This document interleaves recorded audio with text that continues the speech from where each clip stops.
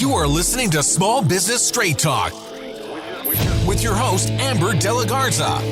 Amber is a sought-after coach, trainer, speaker, and writer who gives small business owners the straight talk on productivity, time management, business systems, leading your teams, strategic decision-making, and mindset. No BS, fluff, or overused jargon. Just actionable strategies to get results and succeed in business. And here is your host, Amber De La Garza, the productivity specialist.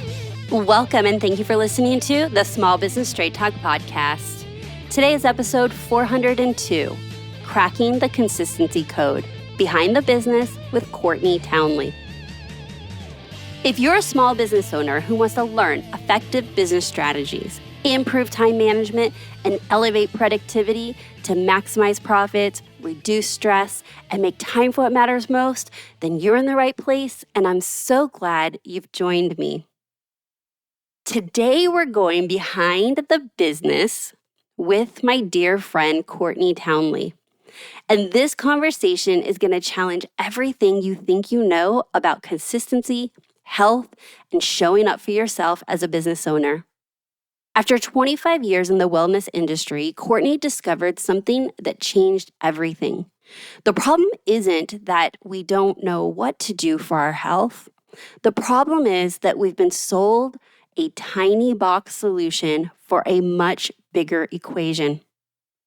In this conversation, Courtney shares how she's cracked what she calls the consistency code. And spoiler alert, it has nothing to do with doing the same thing every day until you die. Isn't that great news? We dive into why health at midlife becomes a stress management game, the difference between stress that destroys you and stress that actually fortifies you, and how most of us are either using grace to avoid hard work or using grit to the point of self-destruction. Courtney has been helping women around the world take better care of themselves for more consistency and ease for the past 20 years. She helps women mend their relationship with themselves so that they can achieve deep health and deliver their best to the things that matter most to them. Deep health, in her opinion, isn't about following someone else's set of rules and regulations for life. It's about getting to know yourself better so that you can lead yourself better.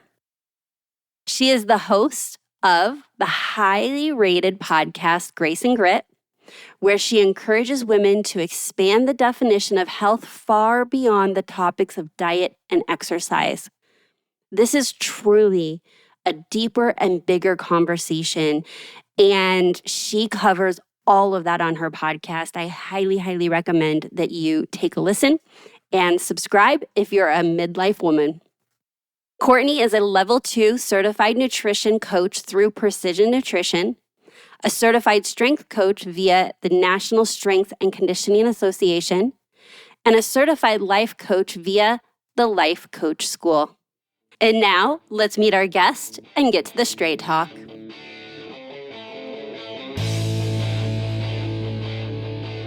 Courtney, welcome back to the podcast. How are you? I'm awesome, my friend. It's so good to be here. Oh my gosh, not just a little awesome. You got your glowing, you got this tan. Tell us what you just got done doing and why you're glowing.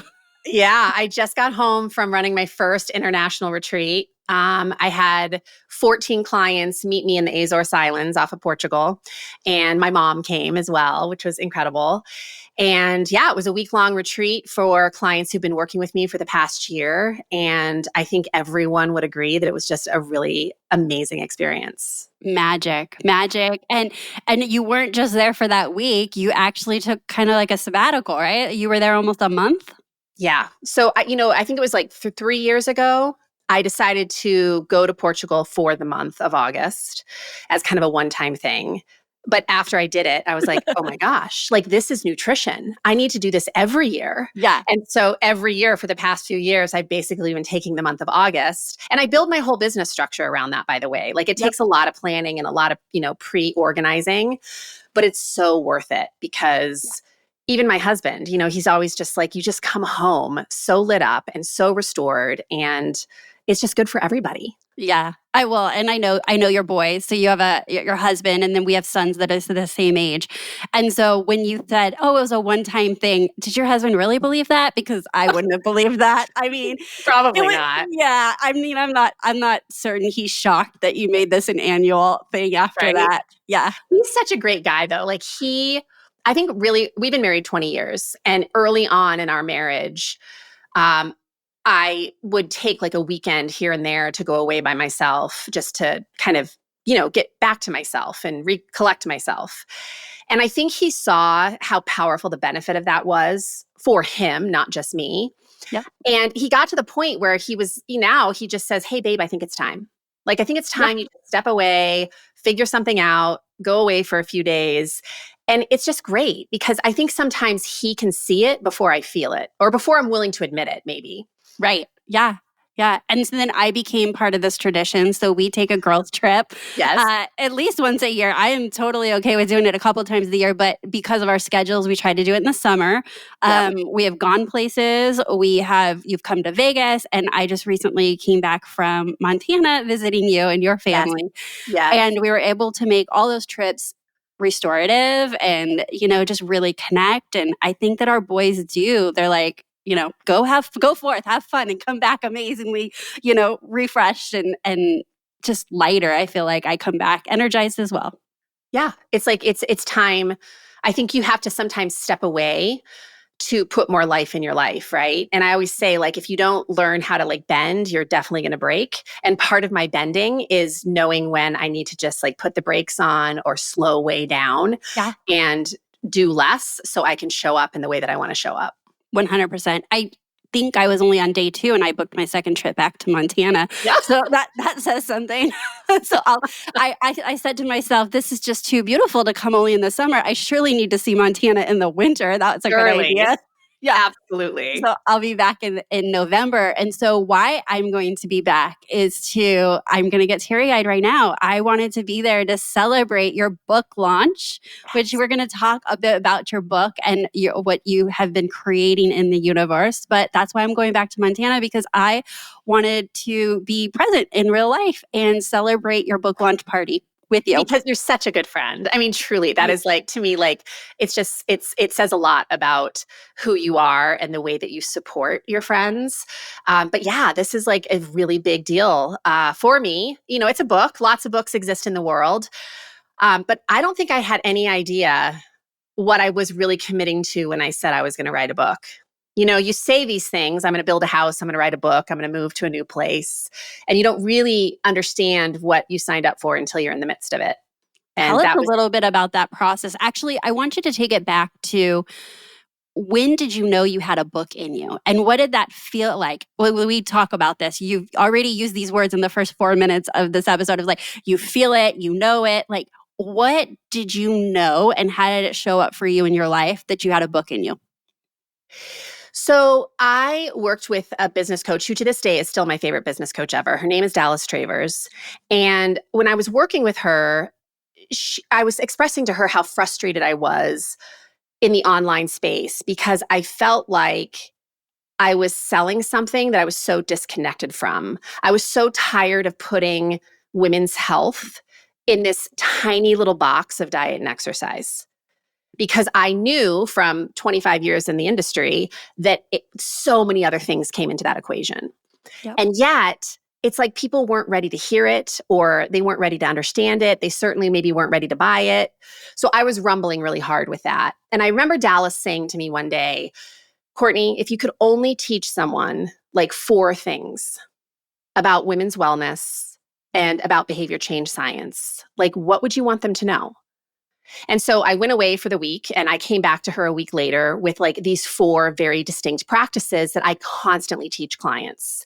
And that became a course, right? It's called the Consistency Code. I've been teaching it now for a decade.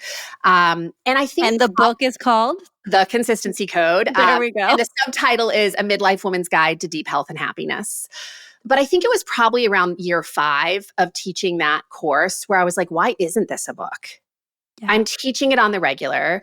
I don't feel like it's just a message for clients and people who want to improve their health. This is also a really amazing asset for what I call the helpers and healers of the world. The therapists, the trainers, the nutritionists, anyone who is working with patients to help them improve their health. This book is written to help them support their clients with behavior change. Because a lot of practitioners don't have time to teach behavior change science. They can give us practices and protocols, but us doing it on the regular is what really makes the difference. And they know that. That's just not their expertise. And they just don't have the time, right? Like they have especially I feel like the more licensed a professional is, like the physicians, the physical therapists, they get bogged down with so much paperwork that they have to kind of cut the time with the client a little bit short because they also have that other work on the other side. Yeah. And also, not just because you're a professional in the wellness space doesn't mean you're an expert on all things. And I think this gets a little muddy in the social media space because now I see like these physicians who are experts on all things, including dancing on Instagram and doing all the things. Yeah. And I see like trainers kind of talking about things that are definitely outside of their scope.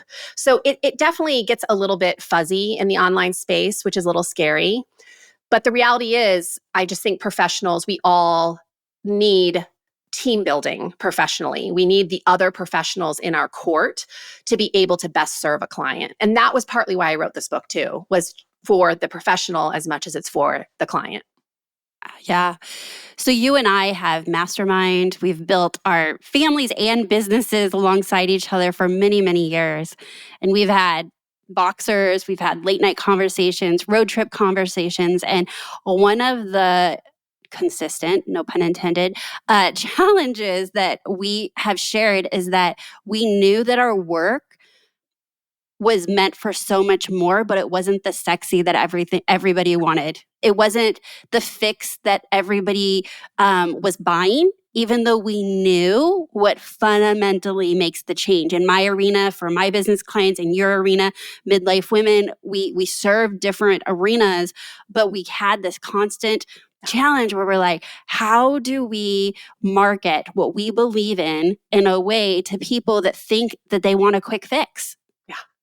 Yeah. So this is your solution to that, I assume. It is. I mean, it is. It's that for sure. It's how do you get someone to understand more quickly the scope of what I teach without having to listen to 400 podcast episodes, right? Because I do find that sometimes it like somebody will reach out to me in my inbox and say, oh my gosh, I've been listening to the podcast for 5 years and I'm finally ready to buy this $97 program. I'm like, oh my gosh, it took 5 years to make a conversion. I need a solution here. It shouldn't take that long. Yes. And so I think being a podcaster for the past decade, teaching the consistency code for the past decade, I think it has helped me to realize the necessity of something like a book to just help people accelerate their understanding that health is so much bigger than the way it's been sold to us. Yeah. So let's now go back to what you were saying is like, we say we're going to do a thing, we're going to build a house, we're going to write a book. We think it's one way and it's the other. So what are some surprising lessons learned or what was just different, good or bad, between what you thought it was going to be writing a book and what it actually was? I think from the beginning, I had this idea in my head that, well, because I've been teaching this for so long, it'll be easy to translate into a book. But information comes across differently in writing than it does in speaking, right? Mm-hmm. So there was that challenge. But then I would say I was just so underprepared for the amount of editing and the whole editing process. I mean, my book is going to print next week. So we're talking, anyone listening, this is early September. Yep. We have been editing since January. So you go through a lot of different stages of editing. You work with a lot of different types of editors. And I mean, you kind of get to the point where you're reading your book and you're just glazing over. Because you've read it so many times, it's almost like you're too close to it. So it's kind of like you don't see the missing word because you're like, of course that word's there and I'm going to read it as if that word is there. Yeah. Absolutely. And also, your editor, your publisher, they have some ideas about the way things should come across or the way things should be said. And I'm so grateful to have worked with a publisher that really I had the end say in everything. And that that is actually something I looked for when I was pitching my book to different publishers. I wanted to make sure that I ultimately had control over my book. And there were some things that we didn't agree on. But ultimately, I know the book is written in a way that I feel good about delivering it. Yeah. Yeah. How long did it take you to write the book? So you've been in editing for 9 months. When did you start it? It's a really loaded question and I say that because I feel like it was like a 5-year process, truly, for like the writing of it, because I told you 5 years ago, I had that idea of like, this should be a book. And so I signed up for a book proposal course because you need a book proposal to pitch a publisher. Well, I didn't realize a book proposal was an 80-page document. I mean, it's a book in itself. Right. Right? So that was almost like a 6-month, 8-month process. And then at the end of it, I was like, I don't even know how I want to pitch this because I don't know how much your listeners know about the publishing industry, but it's a very evolving industry. There's traditional publishing, there's hybrid publishing, there's self-publishing. So by the end of my book proposal project, I was like, I don't really know which route I want to go. So that took me some processing.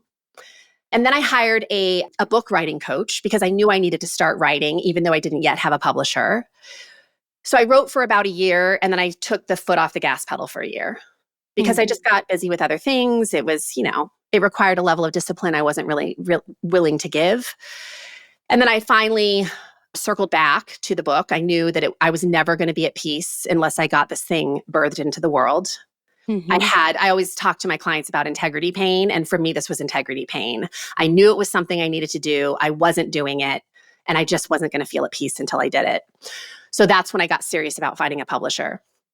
And so once I had a publisher, I would say the book was like 25% written.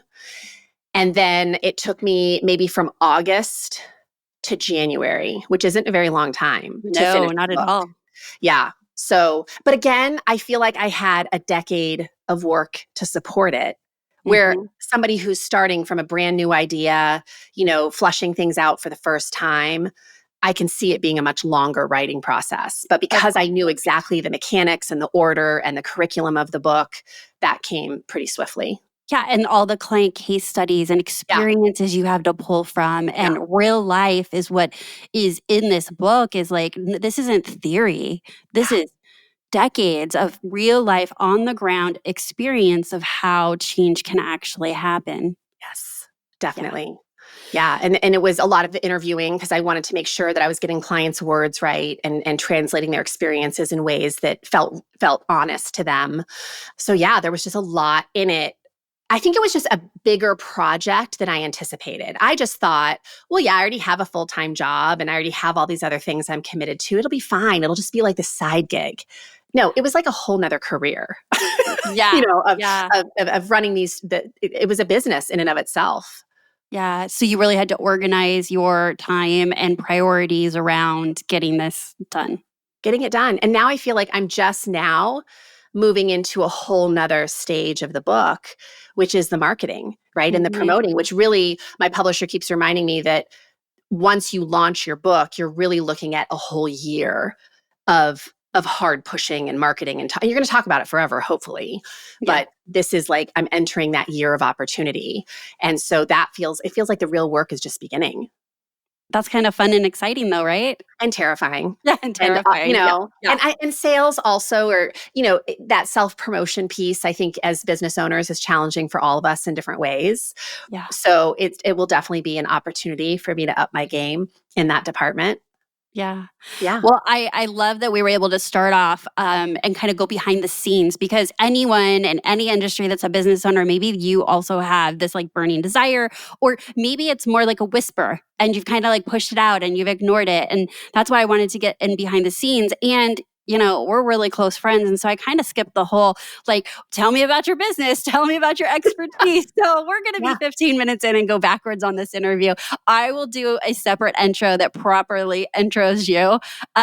But we were just joking before we hit record of, well, together we have 800 episodes plus maybe 100 plus interviews we've done. We got this nailed. And I totally missed a proper introduction to the work or the breadth of work you do outside of your formal intro. So maybe now's a good time to do that, Courtney. Why don't you share with our listeners, like we're talking about wellness for midlife women, but like what does wellness actually mean for you and how you define it? We talked about how it's traditionally defined as just health and dieting and all these things, but what is the work that you stand in and that you help your clients with? Well, I'll give you the short answer and then I'll give you the longer answer. The short answer is it's really developing self-leadership skills. That's what true deep wellness is. And that's not what we're sold. We're sold cookie cutter formulas, one size fits all, follow this protocol, follow this plan, follow this expert, become a follower, basically. And my argument has long been, no, if you want deep, sustainable health, you've got to become a leader. Absolutely. So how do we do that? And so what are the skill sets missing from most wellness programs out there? Well, the skill sets that I teach, and I talk about this in the book, but I teach the skill set of awareness because we are awake, but we're not necessarily aware. And it's very convenient to not be aware of how you're actually showing up in your life.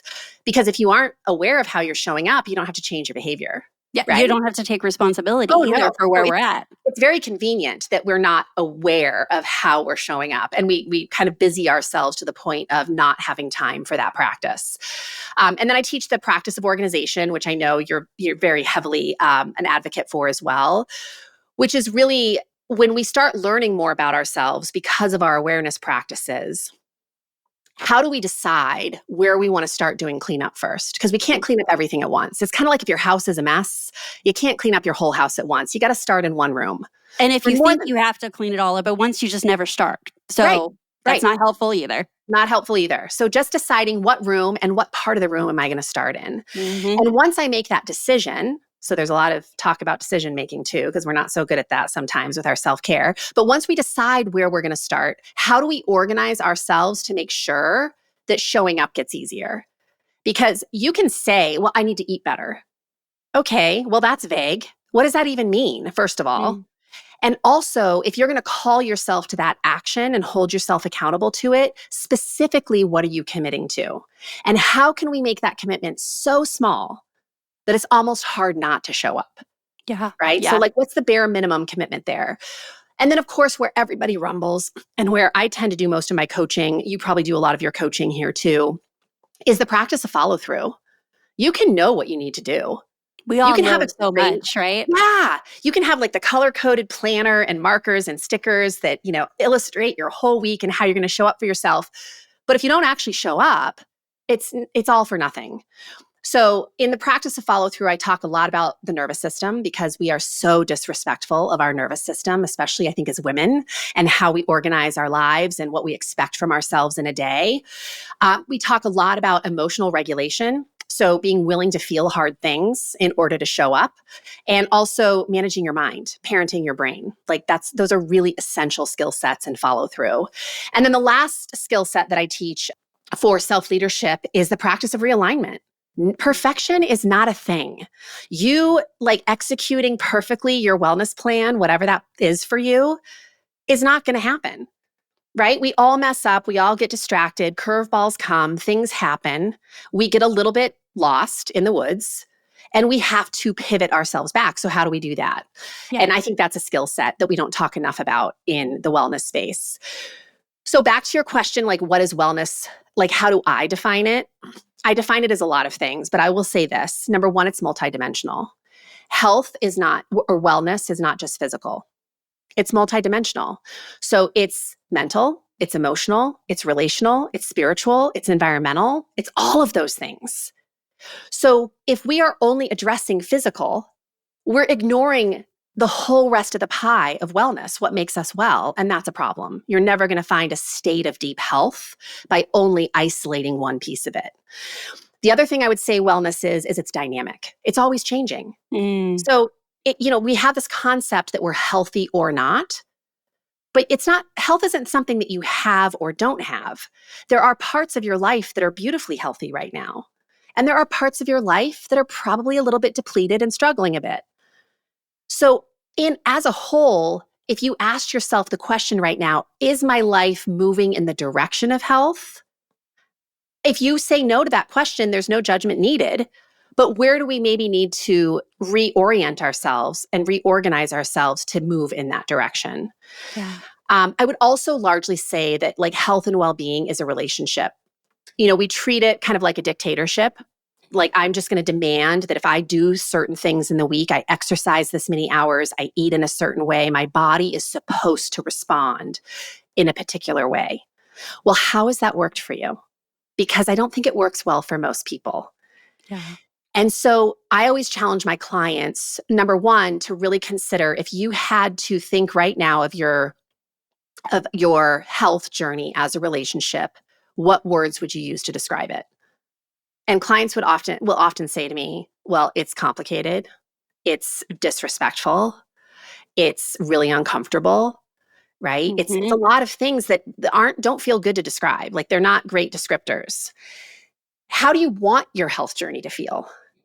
Right? How do you want that relationship to go? And then we use words like, well, I want it to be trusting and I want it to feel respectful and I want it to feel consistent, right? Those are characteristics of a healthy relationship. Mm-hmm. So when we pivot to health being more of a relationship, I think there's a lot of grace in that because we get to ditch all the judgment and perfection and all of that and just say, gosh, if I feel disconnected from my husband, I just look for ways that I can reconnect with him. Well, the same goes for you and your body and your health and well-being as a whole. What do you need to pivot back towards in order to improve that relationship? Absolutely. Some of the conversations that we've had over the years, something that really sticks with me is the work that you do is helping women actually relearn themselves or maybe learn themselves for the first time. I don't know if that's the language we use, but we also both talk about seasons of our business, seasons of our lives. We're moms, we're all of these responsibilities, and we go through different seasons. And so many of those seasons for women is always about what everybody else needs from us. Yeah. And often we stop exploring, like, who are we to be able to even answer, what do I need to be able to reconnect with myself, my body, spiritually, to prioritize myself, because we stop knowing what it is that we need and want. And this is the beauty of midlife, because at midlife, because our hormones are changing and we have less resources than we've ever had, we get less tolerant of self-abandonment. We just do. Like we can't really name it. We don't call it that, but we just notice that we're more angry at the world. We're more Mm, irritated with people's demands. We're more frustrated when we don't have time for ourselves, right? Like all of these things start showing up that I think are real gifts because they're just pointing to the fact that you have gotten away with abandoning yourself, or so you thought, for a while. And now, because your chemistry is literally changing, you are less tolerant to stress than you've ever been in your life. If you do not start returning to yourself and really get consistent about self-honoring, you will break. yeah. So you know that my audience are all business owners, and this is like prime ground, right? Like it's like the perfect place to do all of these things that we're talking about. Yeah. Ignore the voice, ignore what we need, push our boundaries with time and resources, and it's literally kind of that negative but perfect environment to find ourselves and our bodies screaming like we want something different. We want to feel, we want to experience something different. So my question to you is, like, what do you recommend a busy business owner, someone that has lots of responsibilities, that has probably up to this time said, if this happens, then I'll take care of my health. When this happens, I'll take a dance class. When this happens, I'll go back to the gym. And this is some sort of financial marker. I make the next hire. I land the next big client in my head. I write that book. Everyone has that kind of gap thing that they're putting between prioritizing themselves. What do you have to say to that woman that's listening right now? That there will always be an inconvenience forever. If you are looking for evidence of why it's not a good time, oh man, will you always find it. It's the holidays, it's tax season, it's summer, the kids are going back to school, right? And then we just start that cycle all over again. I mean, we can stay in that spin cycle forever. Mm-hmm. But the thing I would challenge someone on is like, what is it really costing you Yes. to not show up for yourself? Because when you really lay it out, it is costing you some very big ticket items. It's costing you self-respect. It's costing you healthy relationships because we're probably more reactive and volatile. Oh, resentful too, to your point earlier, like resentful Oh that yeah. everybody needs and wants something of us. Absolutely. And of course, like I always use the analogy, a teacher of mine taught me this years ago, and I've just always clung to it because I think it's so great. Like early in our life, when we are not taking care of ourselves, our body kind of throws pebbles at us, right? And we kind of hear the pebble on the window, but often most of us ignore it because, it's not really creating any damage. It's a little annoying, but we just pop the Advil, we just override, we drink more coffee, whatever that quick solution is. Well, as we continue through our life to continue to ignore those signals of our body, eventually those little stones, those little pebbles turn into boulders, right? Or they turn into big rocks. And so now they're cracking the window. And now there's a potential that something could break. And still we ignore it, right? Yeah. In a lot of cases, we still don't book the doctor's appointment and we still don't go for our annual exams and we still ignore the food challenges that we know we're facing. And then eventually in come the giant rocks. And these are the autoimmune disorders, the dis-ease, the disease that we eventually get diagnosed with. And we tell ourselves, I don't know how this happened. And it's like, okay, well, it's been happening. Honest. Yeah. It's been happening for a long time. And there were signals, there were signposts. We just weren't paying attention. And then when we have those really big diagnoses that knock us over and bowl us over, how are you showing up in your business? Right. And that's where I come in, and I speak to that a lot, is like our businesses just want us to show up our best. Like that's truly the best gift we can give to our businesses and to our team and to our clients and to all these stakeholders that we think we have to serve first. All they actually need from us is to show up our best. So what do we need to do that? Take care of ourselves.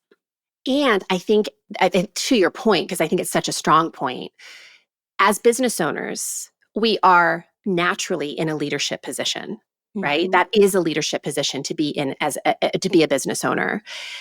And as business owners, we're often leading from the front. And for a long time, I would never take vacations. I would certainly never consider taking a month to go to Portugal, right? That would be insane. But the more I started taking those risks, because I knew they were right for me and I knew that they were restoring me, it's almost like it gave my clients permission to do the same, because I work with business owners. Most of my clients are either high-level professionals in terms of doctors, attorneys, or they run their own businesses.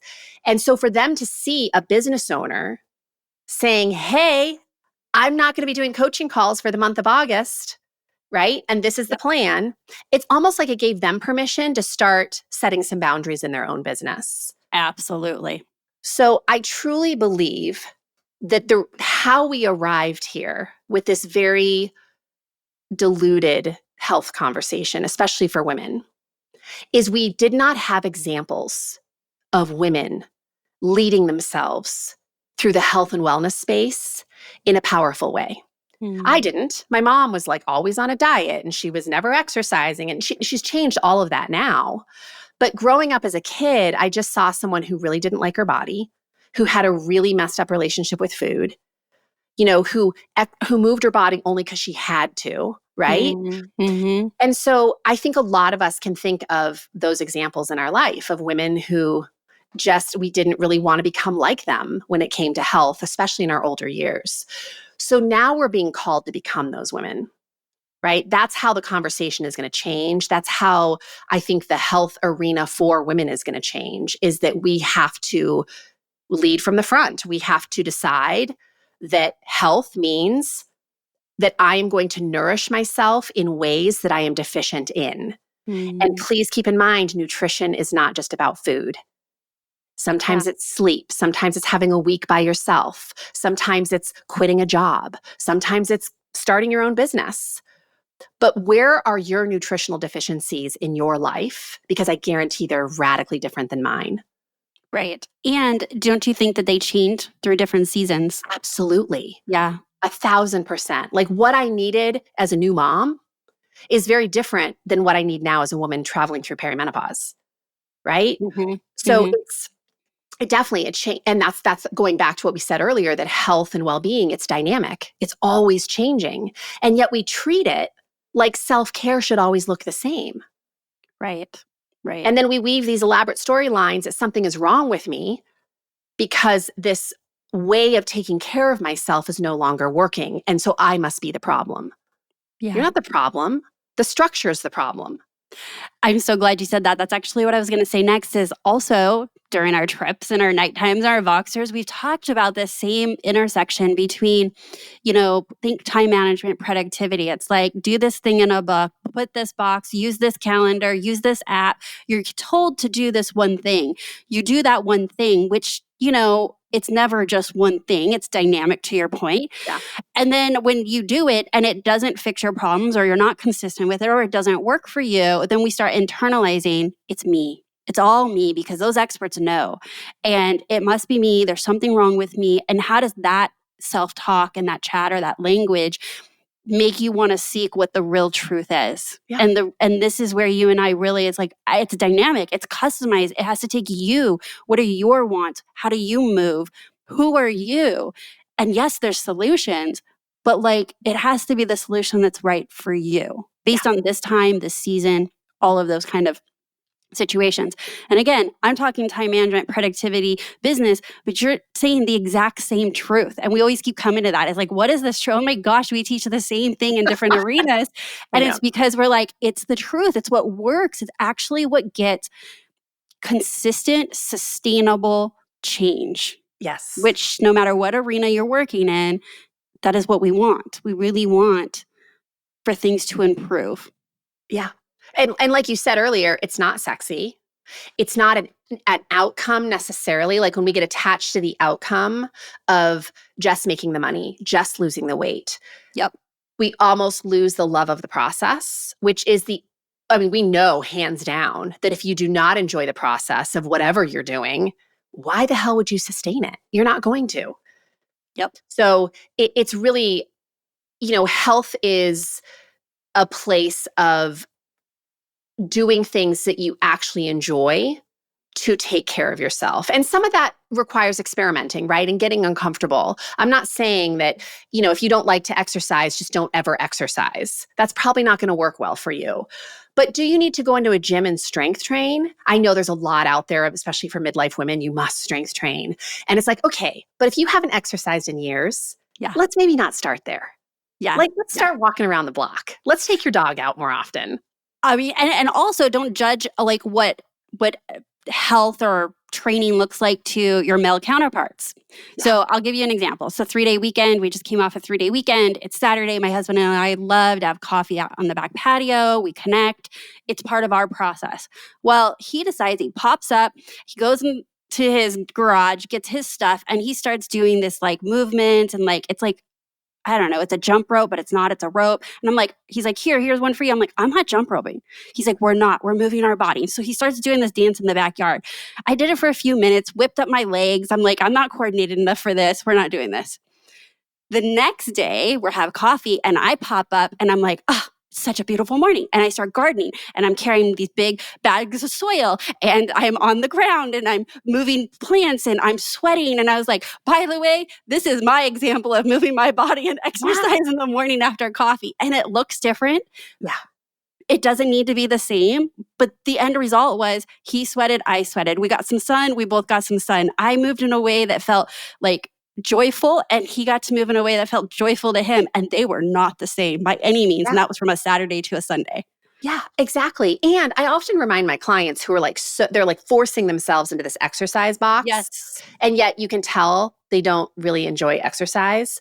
So I remind them that exercise was invented to counter a sedentary lifestyle. Oh, say that again. Exercise was invented to counter a sedentary lifestyle.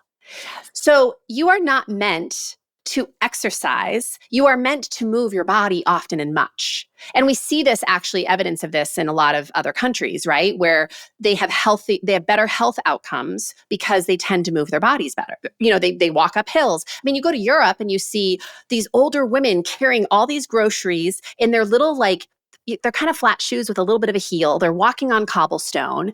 They're kind of dressed all cute. And I just think if people were doing this in the States on the regular, we probably wouldn't have so many gyms. We wouldn't have the need for so many gyms. And so I do think that as much as exercise can help us to become healthier in modern culture, it's so important to remember that movement is more important than exercise. We are Mm, meant to move our bodies often and much. So whatever that looks like, if you can stand up between client calls and, just wiggle around for a few minutes, if you can get on the floor and stretch, if you can go out and put your feet in the grass, it doesn't have to be complicated things. yeah. Yeah. When I went and visited you in Montana, and it was like another, you check in with your spouse, and he's like, "Are you okay hiking again? Like, you're going on another hike?" And I'm like, "Yes, we're rolling with Courtney. We go on hikes every day." Right? Well, especially when the weather's so nice here, Yes, right? We I got to get make it. the most of it. I loved it, but he was checking on me like, "You're good?" And I'm like, "No, no, no. She picked like real flat, like we're calling it hiking." I think he thought we were like scaling mountains in Montana. And I'm like, "No, no, no. A hike means like we're walking, we're going out on Yeah, these yeah, yeah, trails, but we're yeah. like in the nature." Because in Vegas, like you go on a walk, you're on sidewalks, like you're on Right. concrete, right? And so it was just funny because I would say, "Oh, we're going on a hike." He thinks I'm scaling some sort of mountain every day. And I'm like, "No, they go on walks in actual nature in Montana. This is really great." I know. Yeah, we do. Well, it's funny, like because I did just get home from Portugal, I was talking about this with my friend Lainey, who was traveling with me. And it was so refreshing to be there and go to kind of these community swimming holes, like in the middle of these towns, because you're on the coast everywhere you go. And we would go to these swimming holes and you would see all shapes of bodies, right? Mm, All ages of people. And they're just there to connect and to move. They're all swimming. They're mhm. swimming, they're getting in the water, they're getting some sun on their bodies. And it wasn't for performance, it wasn't for show. It was just to enjoy their physicality and connect with their community. And I was like, man, we've gotten so far from that. Right? That's what it's about. Truly. Well, I don't want to end without asking you how you define consistency. And Yeah. this is one of those like, look, if somebody has some assumptions around the word productivity, I'm like, let me tell you what productivity is because that's not what you think, right? Yeah. And this, I think, is one of your words, right? Health, wellness, but also consistency. So, how do you define consistency? And the second part to that question is, if when someone reads this book, what is the outcome that they get Yeah. reading the consistency code? So, to the first part of the question, I think how I do not define consistency is doing the same thing over and over again until you die. Like Mm, there's nothing enjoyable about that. It doesn't honor how humans evolve and change. yeah. So, the consistency that I speak to is really consistent self honoring.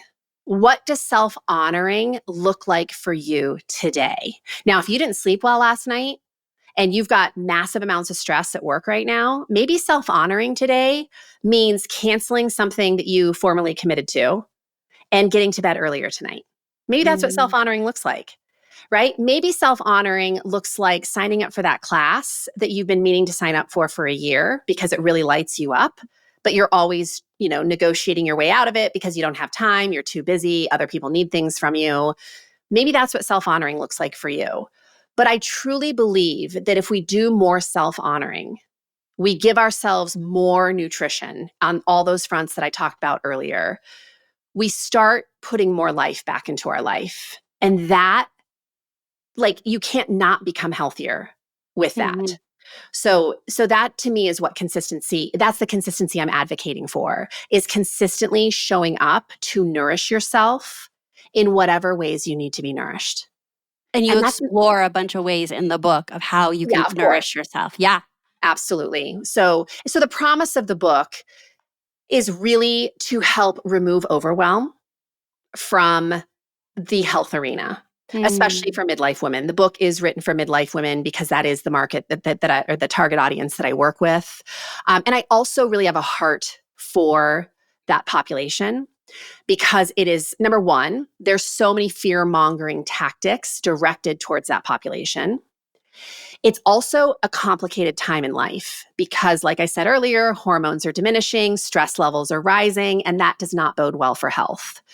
So, really, health at midlife becomes a stress management game. mm. And so, we have to remove unnecessary stressors, but we also have to simultaneously lean into intentional stressors because sometimes the things that nourish us are intentional stressors. Going Like back to making school, hard decisions to making hard undo something, decisions. make a different decision. Yeah, Yeah. absolutely. It's not comfortable. I have to, get like eustress is the stress that grows us, right? It's the stress that fortifies us. It's kind of when you're in a good position to handle strength training, that's what strength training is. Mhm. It's a type of stress that fortifies the human body. Well, deciding to tell your boss that you're finally leaving after 20 years of a career that you've hated, there's a level of stress that comes with that. But there's something really wonderful and healthy on the other side of that versus the type of stress that's just totally unnecessary, which might be today your self narrative, making a mistake at work and then beating yourself up for the next week about what a loser you are. Yeah. Like, Yeah. that is Because not that makes you helpful. want to get right back in there and do it again when you keep saying, Yeah. speaking so negatively about yourself. Your brand and your podcast is Grace and Grit. And one of the things that I know I hear myself saying to clients a lot is, how can you give yourself grace? Like, what would grace look like when they may have wanted to do something or they wanted to do it consistently? In fact, that's funny that's when it comes up. It's like, okay, well, if you gave yourself grace, how much quicker would you restart? If you gave yourself the gift of grace and not shit talking yourself, Yeah. how much more motivated would you be? And then when you zoom out and you're not saying consistency is every day, but consistency is a bigger picture, I bet you're more consistent because you've given yourself grace. And I'm not certain that that's your intent of Grace and Grit of your brand, but that's what I see is that, it's that balance of loving yourself, but also doing the hard things. It's absolutely what it is. It's like, it's self-compassion and calling yourself into the work that you know you need to do. It's Yeah. both. And I've long believed living on an end of a spectrum is rarely healthy. But man, humans love it. Like we love all or nothing thinking, right? Yes. So we love to be all in with grace or all in with grit. And I know for me and most women I know, we're really good at grit. We're really good at pushing and showing up for everyone and doing all things for all people at all times to the point of completely losing our health and our mind. And it takes grace to be able to show up a little differently and to give ourselves permission to show up differently. And so for me, my work is more on the grace side. Like I'm always working to be more graceful with myself. But I will tell you that I've worked with women who use grace to rationalize why they shouldn't have to do the work. See? And it's like, Yeah, yeah, that's not good exactly. either. Right. Right. Right. So I've seen women use the grit to the point of self-destruction and grace to the point of never showing up for themselves or doing anything hard. And it's not either or. It's like, where's the sweet spot in the center? That's where health lives. Yes. Well, that's a great place to end. If you want more information and to find out actually, I'm going to be sharing all how to get this book. By the time this publishes, I will be sending all the links and it will be in the show notes. But if you want more conversations like this, I highly recommend you go listen to Courtney's podcast, Grace and Grit. Yeah. And if you can share how else they can reach out to you about the work you do and connect with you. Yeah. I mean, really the best place is probably graceandgrit.com, my website. And then specifically for the book, if people want to be on the wait list or find out where they can buy the book, all the things, they can go to theconsistencycode.com. Yeah. And we'll be sure to link out to all of it so everyone can get their copy of the book. And Courtney, from my heart to yours, like I am a tear. Like I am just so proud of you. I have, from a distance, we don't live in the same state, but from a distance as your friend, I remember when the consistency code became a thing. I remember when you were coaching with that coach. Like I remember those conversations. I remember going on a road trip with you and you're like, when I get back, I'm writing the book. And it was that summer that you started in August.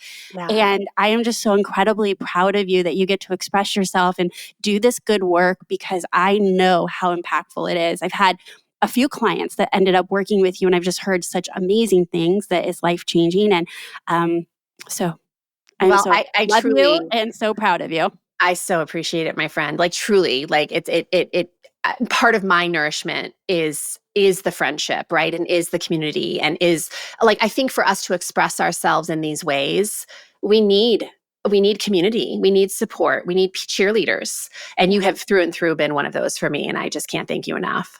Aw, thank you so much for being here. I'm so glad we got to go behind the scenes and hear the journey of your book writing and then also really understand the good work you're doing. Thank you, my friend.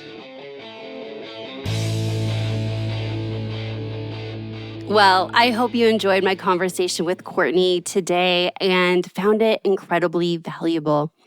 But I need to be straight with you. No change, no change. Without taking action, nothing will change for you or your business. And look, everything Courtney does, if you like my vibe and my style, you are going to love Courtney. We are so much in alignment, like truly. We have different arenas, different expertise, but man, I hear her talk, she hears me talk, we have opinions on things, and we're like, I get it. Like that is exactly how I support my clients through the behavior change, through the habits, through the things that actually work and not the gimmicks, not the quick fixes, not the things that you can Google on the internet that are sworn to help everybody and help nobody. We both approach our own areas with the same expertise, directness, and wanting the best results for our clients. So if you've loved listening to this podcast and you are a midlife woman and you want to hear more about deepening your relationship with your own health, with your own self, leading yourself through this stage in your life, then you're going to want to go head over to Grace and Grit podcast. But also what we talked about today is Courtney's book is coming out. Like I'm literally holding it. She mailed it to me. I got an early release version digitally, and then I got an early copy sent to me just yesterday before recording this outro. And you got to get the book. Like support a fellow business owner. Get your hands on it. Order it on Amazon. She has both the book that can be delivered to you from Amazon of the consistency code, or she has the audiobook ready for you to download if you prefer audiobooks. Whichever your preference, be sure to grab yours and support Courtney. Now, I just want to give a little cliff notes. In the interview, when we did record this interview, I was planning on going to Montana to support her in real life with her book launch. And unfortunately, that did not happen through some scheduling logistics. And also, to be honest, which a good friend understands, I had a ton of travel in the last 2 months. Like, I'm catching my breath, like a ton of travel in the best ways, doing things for my son's wrestling, doing things for my business, doing family vacations. And it just didn't make sense to add another trip right before Thanksgiving and right before the retreat that I'm going to be running in Nashville. So I let her know, and she knows that I'm supporting her, and I will be there virtually. But there's a little note of something that just changed since the actual interview. All right. Well, thank you so much for tuning in today. I hope you go support Courtney and her work, both in her book and her podcast. And that is my straight talk for today. Until next time, have a productive week.